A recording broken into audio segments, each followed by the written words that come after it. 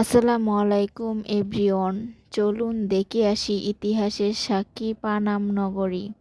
ব্যস্ত যান্ত্রিক নগরীর একঘেয়েমি জীবন থেকে পরিত্রাণ পাওয়ার জন্য খানিকটা স্বস্তি আর নিরিবিলি শান্ত পরিবেশে কিছুটা সময় পরিবার পরিজন কিংবা বন্ধু মহলকে নিয়ে কাটানোর উপযুক্ত দর্শনীয় স্থান হলো পানাম নগর। সাপ্তাহিক যে কোনো ছুটির দিন ঘুরে আসতে পারবেন প্রাচীন বাংলার পানাম সিটি।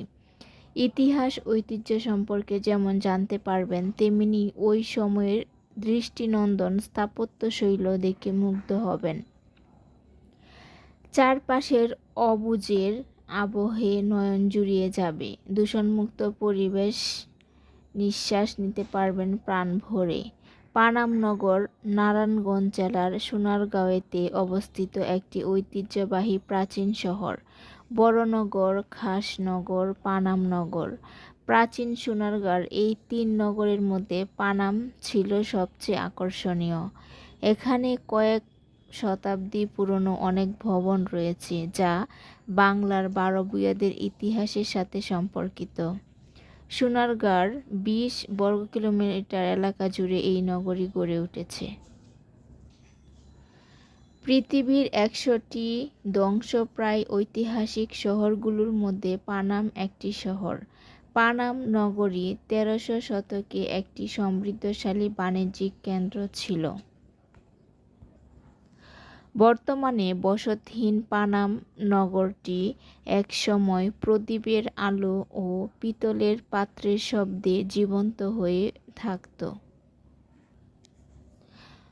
অযত্ন অবহেলায় ক্রমশই জৌলুস হারাচ্ছে এই নগরীর ভিন্ন স্থাপনা, ফিকে হয়ে যেতে বসেছে এর সৌন্দর্য। পর্যাপ্ত সংস্কার ও সংরক্ষণের ব্যবস্থা না নিলে আমাদের নতুন প্রজন্ম বঞ্চিত হবে বাংলার ইতিহাসের ভিন্ন তথ্য ও স্মৃতিচিহ্ন থেকে। অনেকে ভাবতে পারেন ঢাকা থেকে কিভাবে যাওয়া যায়, যেহেতু এটি অনেক কাছে ঢাকার।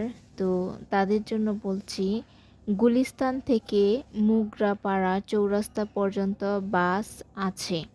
সার্ভিস অনুযায়ী জনপ্রতি ভাড়া 30 থেকে 45 টাকা। স্পেশাল বাসগুলো ফ্লাইওভারের উপর দিয়ে যায়, তাই ভাড়া একটু বেশি হলেও সময় কম লাগে। মুগলাপাড়া থেকে সোনারগাঁও লোকশিল্প জাদুঘর পর্যন্ত অটো রিকশায় জনপ্রতি ভাড়া 10 টাকা, আর সরাসরি পানাম সিটি গেলে 15 টাকা।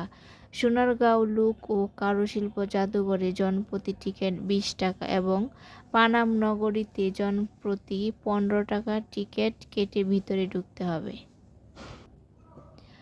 পানামের টিকে থাকা বাড়িগুলোর মধ্যে 52টি বাড়ি উল্লেখযোগ্য। পানাম সড়কের উত্তর পাশে 31টি আর দক্ষিণ পাশে 21টি বাড়ি রয়েছে। বাড়িগুলোর অধিকাংশই আয়তাকার, উত্তর দক্ষিণে বিস্তৃত। উচ্চতা 1 তলা থেকে 3 তলা।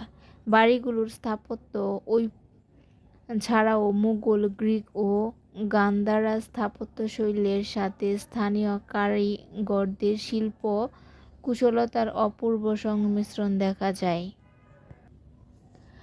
প্রতিটি বাড়ি ব্যবহার উপযোগী, কারুকার্য, রঙের ব্যবহার এবং নির্মাণ কৌশলের দিক দিয়ে উদ্ভাবনী কুশলতার ভরপুর। ইটের সঙ্গে ব্যবহার করা হয়েছে ঢালাই, লোহার তৈরি ভেন্টিলেটর আর জানালার গ্রিল। মেঝেতে রয়েছে লাল, সাদা, কালো মোজাইকের কারুকাজ। প্রায় প্রতিটি বাড়িতেই খিলান ও ছাদের মধ্যবর্তী স্থানে নীল ও সাদা চাপ দেখা যায়। এছাড়া বাড়িগুলোতে নকশা ও কাস্ট আয়রনের কাজ নিখুঁত। কাস্ট আয়রনের এই কাজগুলো ইউরোপের কাজের সমতুল্য বলে বিশেষজ্ঞদের অভিমত। এর সাথে আছে সিরামিক টাইলসের রূপায়ণ। প্রতিটি বাড়ি অন্দরবাড়ি এবং বহির্বাড়ি এই দুই ভাগে বিভক্ত হয়ে গেছে।